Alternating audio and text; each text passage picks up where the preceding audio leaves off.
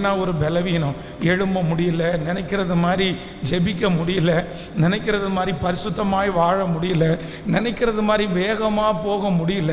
இந்த மாதிரி சில நேரங்களில் சில காரியங்களை யோசிக்கும் போது ரொம்ப சோர்வாக இருக்கிறது. இன்றைக்கு இந்த ஜெபத்திலே கலந்து கொள்ளுகிற உங்களுக்கு கூட நிறைய நேரத்தில் ஒருவேளை நீங்கள் யாருக்கும் தெரியாத ஒரு இடத்துல ரொம்ப சோர்ந்து போய் இருக்கலாம். எனக்குள்ள அடிக்கடி ஒரு சோர்வு வருது.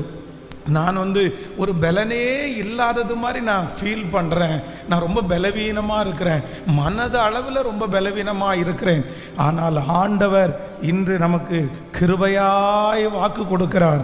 சோர்ந்து போகிறவனுக்கு அவர் பலன் கொடுத்து சத்துவம் இல்லாதவனுடைய சத்துவத்தை அவர் பெருக பண்ணுகிறார். இன்று உங்களுடைய பலவீனத்திலே அவருடைய பலன் பூரணமாய் விளங்க